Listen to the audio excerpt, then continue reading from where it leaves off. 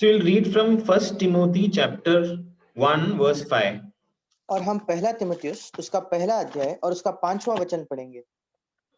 It says, "But the goal of our instruction is love from a pure heart and a good conscience and a sincere faith."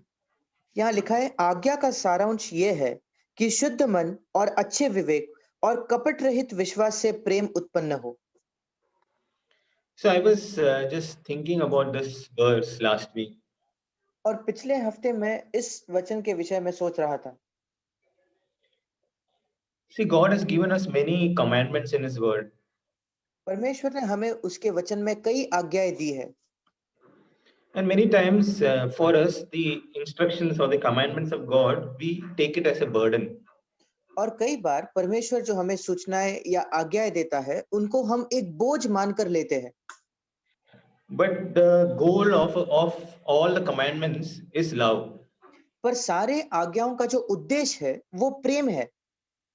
So, for example, if I have my son at home उदाहरण स्वरूप अगर मेरा बेटा जो मेरे घर में है and I tell him many things, और मैं उसको कई बातें बताता हूँ, he can either take it as a burden या तो वो उसको एक बोझ समझकर ले सकता है, or he can look into the heart of a father who is loving him.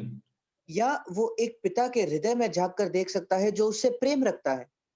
So, in the same way, all the commandments which God has given us, ऐसे ही सारी आज्ञाएं जो परमेश्वर ने हमें दी है, I can either take it as a burden या तो मैं उसको एक बोझ मानकर ले सकता हूँ, or I can take it as somebody who loves me and he has given me instructions to for my good. या मैं उसकी ओर ऐसे देख सकता हूँ कि एक व्यक्ति है जो मुझसे प्रेम करता है और मेरी भलाई के लिए उसने मुझे वो आज्ञाएं दी है।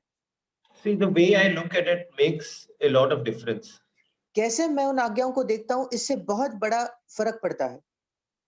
See, the devil wants us always to look at it as a burden. शैतान यही चाहता है कि हम हर बार उसको एक बोझ मानकर देखें, But God's commandments are not supposed to be a burden for me. पर परमेश्वर की जो आज्ञाएं हैं वो मेरे लिए एक बोझ स्वरूप नहीं होनी चाहिए। Especially since God has promised His Holy Spirit to help me to keep those commandments.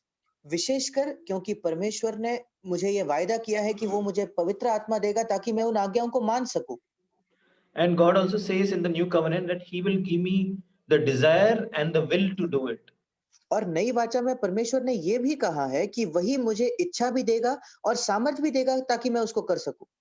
So the first thing we mentioned here is goal of an instruction is love. और इसलिए पहली बात जो हम कहते हैं वो ये है कि हमारे इन आज्ञाओं का उद्देश्य है प्रेम। We also read in 1 John chapter 5 verse 3. और पहला यूहन्ना उसके 5वें अध्याय के 3रे वचन में भी हम पढ़ते हैं, It says, "For this is the love of God, that we keep His commandments, and His commandments are not burdensome."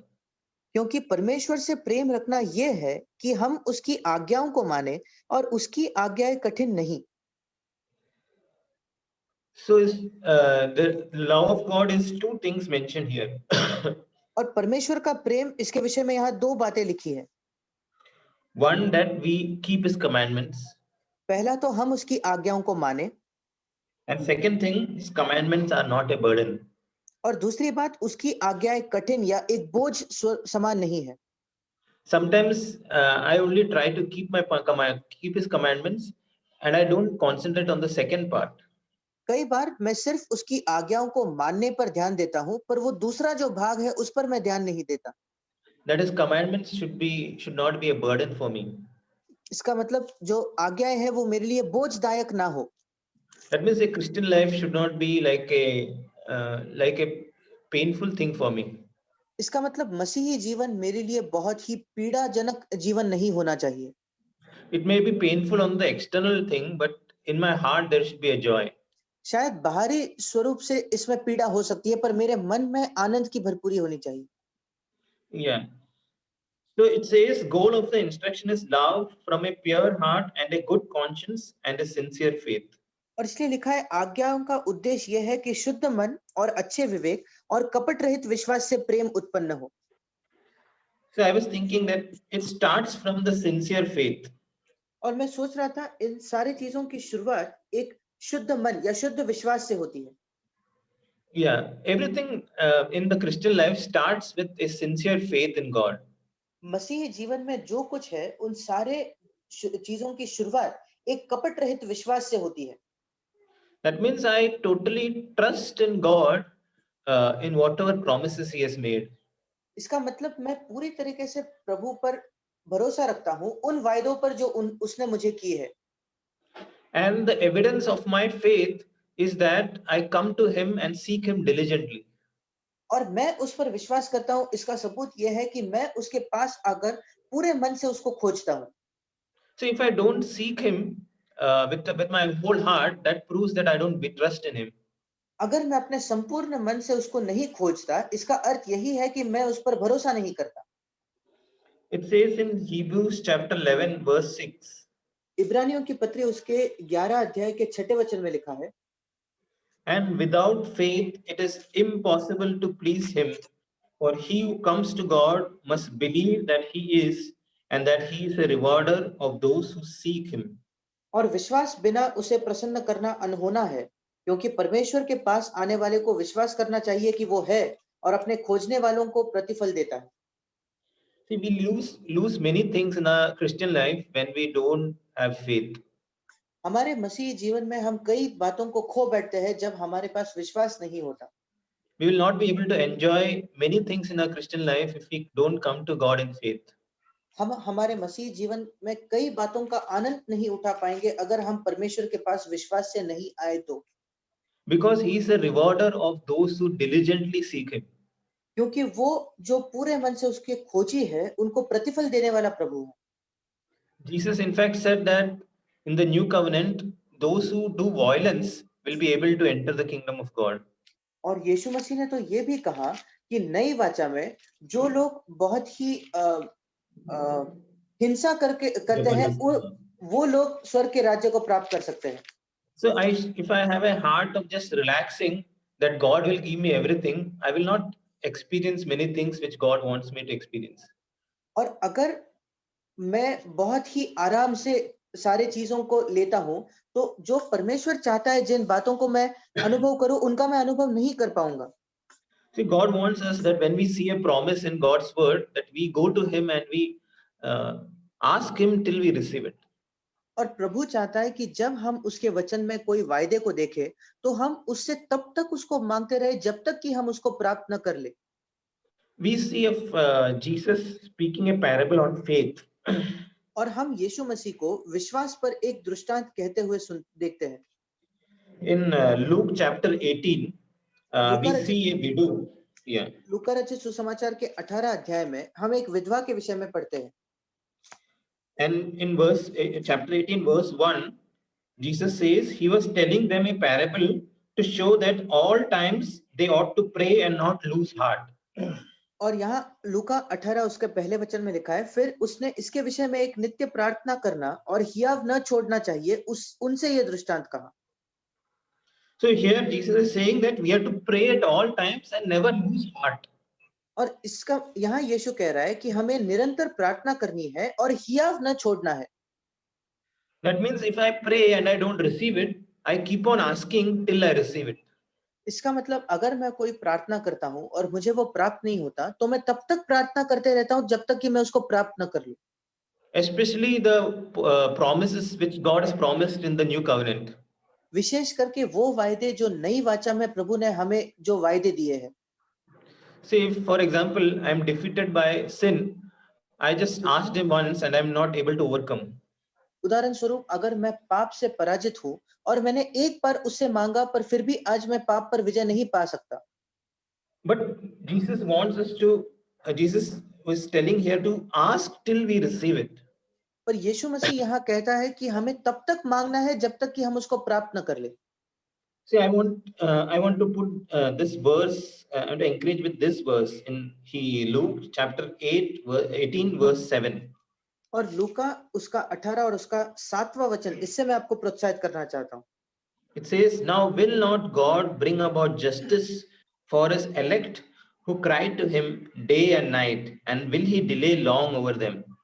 इसलिए क्या परमेश्वर अपने चुने हुओं का न्याय न चुकाएगा, जो रात दिन उसकी दुहाई देते रहते हैं? क्या वो उनके विषय में देर करेगा? And the answer is in verse 8. I tell you, he will bring about justice for them quickly. However, when the Son of Man comes, will he find faith on the earth? और इसका उत्तर 8वें वचन में दिया है, मैं तुमसे कहता हूं, वो तुरंत उनका न्याय चुकाएगा। तो भी मनुष्य का पुत्र जब आएगा, तो क्या वो पृथ्वी पर विश्वास पाएगा? So, those who go to God continuously like this, widow, और जो लोग परमेश्वर के पास निरंतर इस विधवा के जैसे जाते हैं, day and night going to God, दिन रात परमेश्वर के पास जाते हैं, Jesus is challenging. Will God delay in answering them? यीशु मसीह यहाँ चुनौती दे रहा है, क्या परमेश्वर इन लोगों को उत्तर देने में विलंब या देर करेगा? It is impossible that God will not answer such a prayer. ये असंभव है कि परमेश्वर ऐसी प्रार्थना का उत्तर न दे। So let us, that is the proof of our faith in God when we diligently seek Him. और यही एक सबूत है कि हम परमेश्वर पर विश्वास रखते हैं, कि हम उसको पूर्ण हृदय से खोजते हैं, And especially about His promises in the Word of God. और विशेषकर उन वायदों के संदर्भ में जो परमेश्वर के वचन में है। Promises are like a lot of checks which God has given us in His Word of God. और परमेश्वर की जो प्रतिज्ञा या वायदे हैं, ये एक चेक के जैसे है जो परमेश्वर के वचन में है। I have to take them and I have to say my amen to that verse. और मुझे उन चेक्स को लेकर उसको मेरा आमेन जोड़ना है। And then that will become true in my life. उसके बाद वो मेरे जीवन में सच हो जाएगा। In 2 Corinthians 1:20, we read this. दूसरा कुरिन्थियों उसका पहला अध्याय और 20 वचन में हम पढ़ते हैं, For as many as also through him is our amen to the glory of God through us. क्योंकि परमेश्वर की जितनी प्रतिज्ञाएं हैं, वे सब उसी में हाँ के साथ है, इसलिए उसके द्वारा आमीन भी हुई कि हमारे द्वारा परमेश्वर को महिमा हो। So whenever I see a promise in God's word, I don't have to ask whether your answer is yes or no. और इसलिए जब कभी मैं परमेश्वर के वचन में एक वायदा देखता हूँ, मुझे यह पूछने की जरूरत नहीं कि प्रभु इसका उत्तर हाँ है या ना है, Because it's written here that it's already yes in Christ. क्योंकि यहाँ लिखा है कि मसीह में ये सारी प्रतिज्ञाएं हाँ है। Yes, if God has promised that all things work together for good for those who love God, I can trust that this is yes in Christ. हाँ, अगर परमेश्वर ने यह प्रतिज्ञा दी है कि सारी बातें मिलकर भलाई को उत्पन्न करेगी, तो मैं उस पर भरोसा करता हूँ कि यह मसीह में हाँ है। If God has promised that sin will not be able to master over me, this promise is yes in Christ. अगर परमेश्वर ने मुझसे वायदा किया है कि पाप मुझ पर प्रभुता न करने पाएगा, तो मसीह में ये वायदा हाँ है। Because it says here, as many as are the promises of God. क्योंकि यहाँ लिखा है परमेश्वर की जितनी भी प्रतिज्ञाएं हैं। So I have to find out all the promises of God and I have to say, yes, they are yes in Christ. और इसलिए मुझे परमेश्वर की सारी प्रतिज्ञाओं को खोज कर कहना है कि हाँ, ये मसीह में हाँ है। And I have to say amen because it says here is our amen. और उसी को मुझे आमीन कहना है, क्योंकि यहाँ लिखा है कि उसके द्वारा हमें भी आमीन कहना है। So amen means it shall be so in my life. और आमीन का अर्थ है कि ये मेरे जीवन में ऐसा ही होगा। So whatever promises I see, it is already yes in Christ. That part God has already done. And my part is I just say my amen. और जितनी भी परमेश्वर की प्रतिज्ञाएं हैं, वो मसीह में पहले से ही हाँ है। ये परमेश्वर का भाग है। मेरा काम है कि मैं उसको अपना आमीन कहूं। We can trust him because he has sent his only begotten son for us. हम उस पर भरोसा रख सकते हैं, क्योंकि उसने अपना इकलौता बेटा हमारे लिए भेजा है। In Romans chapter 8, verse 32, it says, Romeo की पत्री 8वां अध्याय उसका 32 वचन कहता है, He who did not spare his own son, but delivered him over for us all, how will he not also with him freely give us all things? जिसने अपने निज पुत्र को भी न रख छोड़ा, परंतु उसे हम सब के लिए दे दिया, वो उसके साथ हमें और सब कुछ क्यों ना देगा? So this is why we have faith in all the promises of God. और ये वजह है क्यों हम परमेश्वर के सारे प्रतिज्ञाओं में विश्वास रखते हैं। See, the greatest promise which God gave in the old covenant was He will send us His only begotten Son. और पुराने वाचा में सबसे बड़ी प्रतिज्ञा जो परमेश्वर ने उसके लोगों को दी थी, वो ये थी कि वो अपने निज पुत्र को भेजेगा। And He fulfilled that promise by sending Jesus to die for us. और उसने वो प्रतिज्ञा पूरी की यीशु मसीह को हमारे लिए मरने के लिए भेजकर। So, since He has done that most difficult thing for us, और क्योंकि उसने सबसे कठिन काम हमारे लिए पहले ही कर लिया है, we can trust Him for all the other promises in the new covenant. फिर हम उस पर भरोसा रख सकते हैं नए वाचा में जो भी प्रतिज्ञाएं हैं उनके लिए। And this promises is basically God's power in us. और ये जो प्रतिज्ञाएं है वास्तविकता में ये परमेश्वर की हमारे अंदर सामर्थ है। We read that in 2 Peter chapter 1, हम इसको दूसरा पत्रस उसके पहले अध्याय में पढ़ते हैं।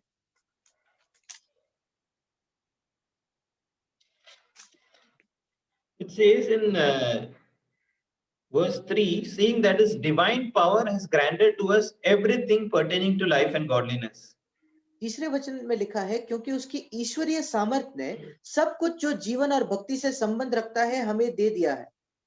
So that power which God has given us has everything related to life and godliness. और जो सामर्थ परमेश्वर ने हमें दी है उसमें जीवन और भक्ति के संबंध में जो कुछ है वो सब कुछ है। And in verse 4 it says, by these He has granted to us His precious and magnificent promises, so that by them you may become partakers of divine nature, having escaped the corruption that is in the world by lust. और चौथे वचन में लिखा है, जिनके द्वारा उसने हमें बहुमूल्य और बहुत ही बड़ी प्रतिज्ञाएं दी है, ताकि इनके द्वारा तुम उस सड़ाहट से छूटकर जो संसार में बुरी अभिलाषाओं से होती है, ईश्वरीय स्वभाव के सहभागी हो जाओ। So the promises which God has made in God's word, it's not just for us to read and enjoy. और जो प्रतिज्ञाएं परमेश्वर ने हमें दी है परमेश्वर के वचन में, वो सिर्फ हमारे लिए पढ़ने के लिए या उसका सिर्फ पढ़कर आनंद लेने के लिए नहीं है। But here it's written that we will become partakers of God's nature. पर यहाँ लिखा है कि हम परमेश्वर के स्वभाव के सहभागी हो जाएंगे। And we can escape the corruption that is in the world by lust. और इस संसार में जो सड़ाहट है अभिलाषाओं के वजह से, उसमें से हम छुटकारा पाएंगे। And the second part of this verse is, from sincere faith we move to good conscience. और पहला तिमुथियुस में जो वचन हमने पढ़ा उसका दूसरा भाग ये है कि एक कपट रहित विश्वास से लेकर हम एक अच्छे विवेक की ओर जाते हैं। The good conscience we first of all receive when we trust in Christ. पहले हमें ये अच्छा विवेक तब मिलता है जब हम पहले यीशु पर विश्वास रखते हैं। That is the foundation of a good conscience. वो एक अच्छे विवेक की नींव है। See, we read in Hebrews chapter 10 verse 22. इब्रानियों की पत्री उसके 10 अध्याय के 22 वचन में हम पढ़ते हैं। First of all, in verse 19 it says, therefore brethren, since we have confidence to enter the holy place by the blood of Jesus. और इब्रानियों 10:19, इसलिए हे भाइयों, जब हमें यीशु के लहू के द्वारा उस नए और जीवते मार्ग से पवित्र स्थान में प्रवेश करने का हियाव हो गया है। So that is the only way we can get a good conscience. और ये इकलौता मार्ग है जिसके द्वारा हम एक अच्छा विवेक प्राप्त कर सकते हैं। We should not try to live a good life in order to get a good conscience. हमें एक अच्छा विवेक प्राप्त करने के लिए एक अच्छा जीवन जीने का यत्न नहीं करना है। That is like putting the cart before the horse. ये उसी समान है कि हम उस घोड़े के आगे गाड़ी रखते हैं। No, first thing is the blood of Jesus which gives us a good conscience. सबसे पहली बात है यीशु मसीह का लहू जो हमें एक अच्छा विवेक देता है। There is no other way under the sun where we can receive a good conscience before God. इस पूरे संसार में इसके अलावा और कोई भी मार्ग नहीं है जिसके द्वारा हम परमेश्वर के सामने एक अच्छा विवेक प्राप्त कर सके। In verse 22, it says, "Let us draw near with a sincere heart in full assurance of faith, having our hearts sprinkled clean from an evil conscience and our bodies washed with pure water." और इब्रानियों 10:22 में लिखा है, तो आओ हम सच्चे मन और पूरे विश्वास के साथ और विवेक का दोष दूर करने के लिए हृदय पर छिड़काव लेकर और देह को शुद्ध जल से धुलवाकर परमेश्वर के समीप जाए। So, continuously, I have to ensure that I am walking in the light and always having the cleansing in my conscience. और निरंतर मुझे इस बात को सुनिश्चित करना है कि मैं ज्योति में चल रहा हूं और मेरे पास एक शुद्ध विवेक है। And that is how we can walk in a pure conscience before God. और इसी प्रकार हम परमेश्वर के सामने एक अच्छा विवेक लिए चल सकते हैं। In 1 John chapter 1 verse 8, पहला यूहन्ना उसका पहला अध्याय और 8वां वचन, 8 and 9, it 8 और 9 says, वचन, "If we say that we have no sin, we are deceiving ourselves, and the truth is not in us. If we confess our sins, He is faithful and righteous to forgive us our sins and to cleanse us from all unrighteousness." पहला यूहन्ना पहला अध्याय 8 और 9, यदि हम कहे कि हम में कुछ भी पाप नहीं, तो अपने आप को धोखा देते हैं और हम में सत्य नहीं। यदि हम अपने पापों को मान ले, तो वो हमारे पापों को क्षमा करने और हमें सब अधर्म से शुद्ध करने में विश्वास योग्य और धर्मी है। So, whatever sin I become aware of, I confess it to God. और जो कोई पाप मुझे जब भी ज्ञात होता है, तो मैं तुरंत उसको परमेश्वर के सामने कबूल करता हूँ। I don't delay in confessing my sins to God. परमेश्वर के सामने अपने पापों का अंगीकार करने में मैं कोई देर नहीं करता। And if I do that continuously every day, God is faithful to do His part. और अगर मैं इसको निरंतर करते रहूं, तो परमेश्वर विश्वास योग्य है कि वो अपना भाग पूरा करे। That is what is mentioned here. He is faithful and righteous to forgive us and cleanse us. Amen. और यही यहाँ लिखा है कि वो विश्वास योग्य है कि वो हमारे पापों की क्षमा करे और हमें शुद्ध करे। And He is able to cleanse us from all unrighteousness. और वो हमें सब अधर्म से शुद्ध करने में विश्वास योग्य है। There is no sin which the blood of Jesus cannot cleanse us from. ऐसा कोई भी पाप नहीं है जिससे यीशु मसीह का लहू हमें शुद्ध न कर सके। Don't let the devil tell you that your sin is bigger than the blood of Jesus. शैतान को कभी भी आपको ये कहने की अनुमति न दे कि आपका पाप यीशु मसीह के लहू से बढ़कर है। No, the blood of Jesus is more precious than anything in the world. नहीं, यीशु मसीह का लहू इस संसार में किसी भी चीज से अधिक मूल्यवान है। And it can cleanse the deepest, the horrible, most horrible sin. और सबसे गहरा और सबसे बदतर और गंदे पाप को भी वो शुद्ध कर सकता है। And when we allow it and when we believe on it, we can have a good conscience before God all the time. और जब हम उसको अनुमति दे और जब हम उसमें विश्वास रखें, तो हम परमेश्वर के सामने निरंतर एक अच्छा विवेक बनाए रख सकते हैं।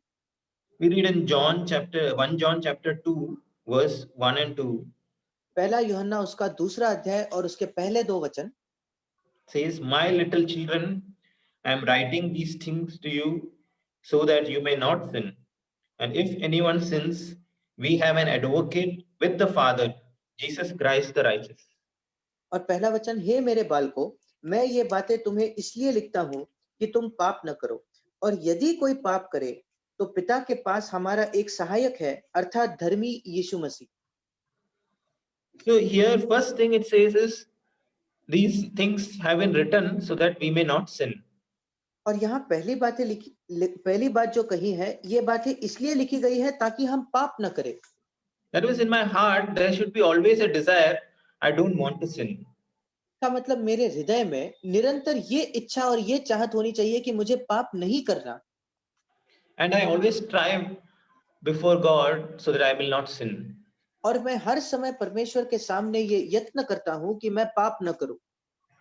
But while I'm walking, John, who was such a senior person or who has walked with God for many years, he recognized that there is a possibility that you might fall.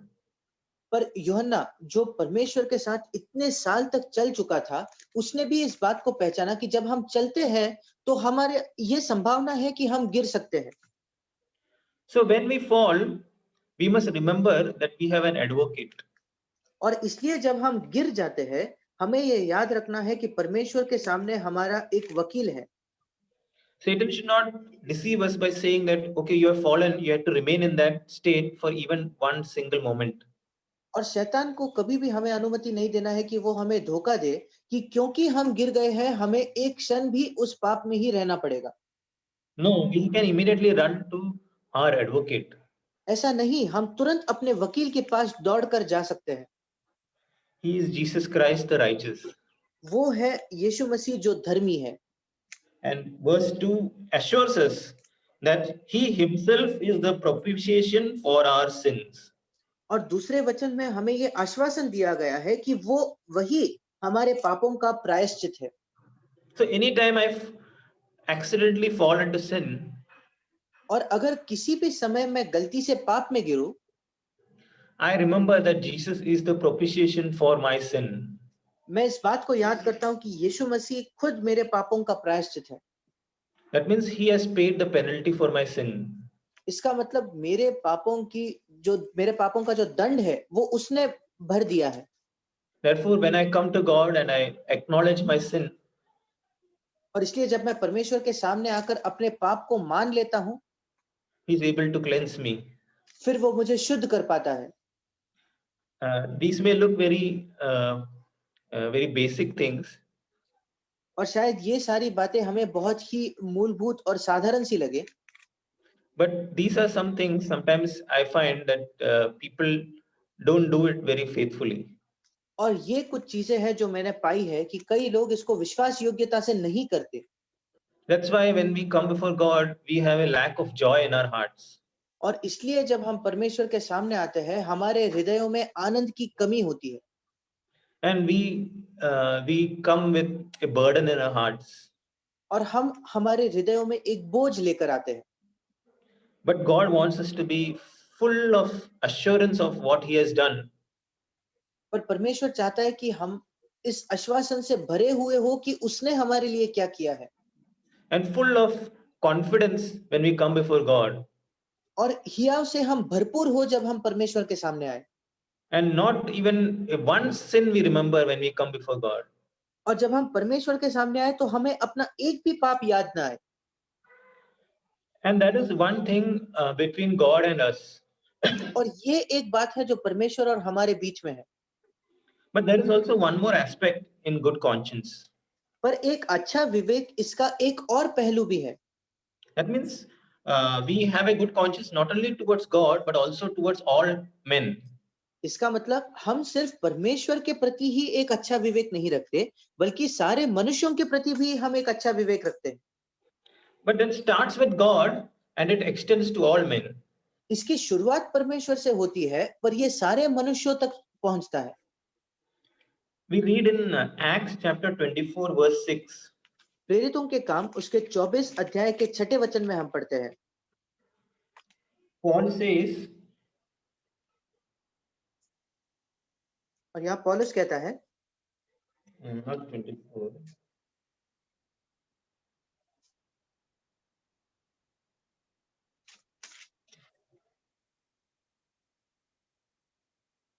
Yeah, Paul says in one place that I do my best to maintain a good conscience with God and men. और एक जगह पौलुस कहता है कि मैं अपना संपूर्ण यत्न करता हूं कि परमेश्वर के समय और लोगों के सामने एक अच्छा विवेक लेकर मैं जीऊं। It's in verse 16. और ये 16 वचन में है, 24-16। So that is what we also need to do all the time. और यही हमें भी निरंतर करना है। In Ephesians chapter 4 verse 26, इफिसियों की पत्री उसका 4 अध्याय और 16 वचन, 4:26. 4 अध्याय और 26 वचन। Be angry and yet do not sin. Do not let the sun go down on your anger. क्रोध तो करो पर पाप मत करो, सूर्य अस्त होने तक तुम्हारा क्रोध न रहे। That means whenever I have some anger in my heart, I should set it right immediately. इसका मतलब जब कभी मेरे हृदय में थोड़ा भी क्रोध है तो मुझे तुरंत उसको रोकना है। As soon as possible, I have to set it right. जैसा जितना जल्दी संभव हो मुझे उस बात को ठीक करना है। Did I speak an angry word with someone? क्या किसी से मैंने एक गुस्से का शब्द कहा? I should not keep it unsettled. तो उसको बिना ठीक किए, बिना सही किए मुझे उसको वैसे ही नहीं छोड़ना है। We should go and apologize to that person and say, I'm sorry for the way I spoke.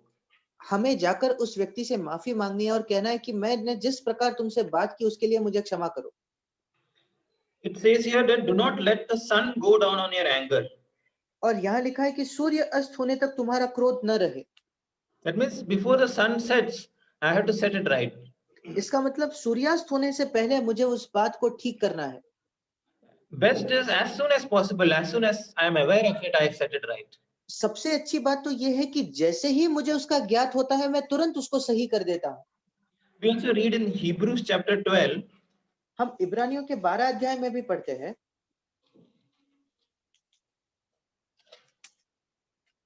Hebrews chapter 12, verse 14 and 15. इब्रानियों की पत्री 12 अध्याय और उसका 14 और 15 वचन। It says, pursue peace with all men and the sanctification without which no one will see the Lord. और ऐसा लिखा है, सबसे मेल मिलाप रखो और उस पवित्रता के खोजी हो जिसके बिना कोई प्रभु को कदापि न देखेगा। So I have to pursue peace with all men. इसका मतलब मुझे सारे मनुष्यों से मेल मिलाप रखना है। That means if I have some friction or some tension between someone, I have to try to resolve it. इसका मतलब अगर किसी के साथ कोई तनाव है, कोई नोक-झोंक है, तो मुझे तुरंत उसको ठीक करने की कोशिश करनी है। In verse 15, it says, see to it that no one comes short of the grace of God, that no root of bitterness springing up causes trouble, and by it many be defiled. और 15 वचन में लिखा है, ध्यान से देखते रहो, ऐसा न हो कि कोई परमेश्वर के अनुग्रह से वंचित रह जाए या कोई कड़वी जड़ फूट कर कष्ट दे और उसके द्वारा बहुत से लोग अशुद्ध हो जाए। See, I have to always check my heart to see if there is any root of bitterness springing up. मुझे हर समय अपने हृदय को जांच कर देखना है कि क्या कोई कड़वी जड़ फूट तो नहीं रही। So this is very when I work at the root of it, it will not come out. जब मैं इसकी जड़ पर ही ध्यान देकर काम करूंगा तो फिर वो बाहर नहीं आएगा। We also read in Romans chapter 12, verse 18. Romeo की पत्री उसके 12 अध्याय के 18 वचन में भी हम पढ़ते हैं। It says, if possible, as far as depends on you, be at peace with all men. जहां तक हो सके तुम भरसक सब मनुष्यों के साथ मेल मिलाप रखो।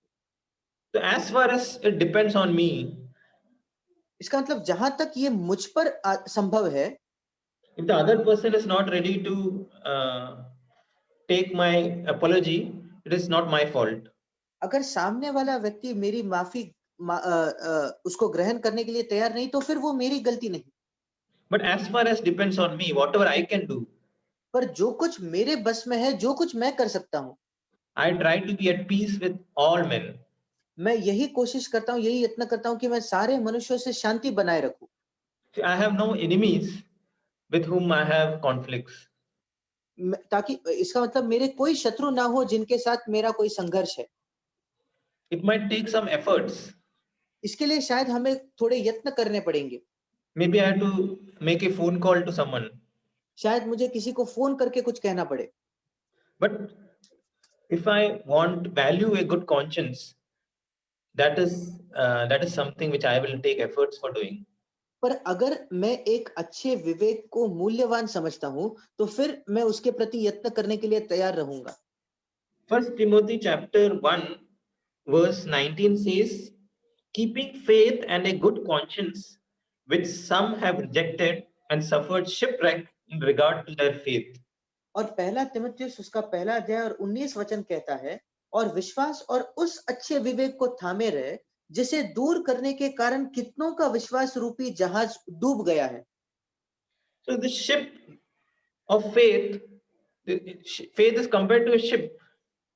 और यहाँ विश्वास की तुलना एक जहाज से की गई है। And the good conscience, if I have a bad conscience, it's like having a small hole in the ship. और अगर मेरे पास एक अच्छा विवेक न होकर एक बुरा विवेक हो तो फिर उस जहाज में एक छेद है। So however big my ship might be, one hole is enough to drown the whole ship. फिर मेरा जहाज कितना भी बड़ा क्यों ना हो, उसमें एक छेद काफी है कि वो उस जहाज को डुबा दे। So, however big my faith is, if I don't maintain a good conscience in some area, that is enough to destroy my faith.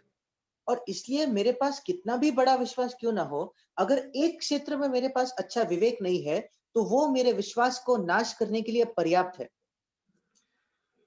And after good conscience, it says pure heart. और अच्छे विवेक के बाद लिखा है कि एक शुद्ध मन। So, about pure heart, it is more than just having a good conscience. और एक शुद्ध मन ये एक अच्छा विवेक से बढ़कर है। See, in a good conscience, I don't have sin. एक अच्छे विवेक में मेरे मन में पाप नहीं है। But in a pure heart, I don't have affection for anything above Christ. पर एक शुद्ध मन में यीशु मसीह छोड़कर और किसी भी चीज के विषय में मेरे मन में कोई प्रेम नहीं है।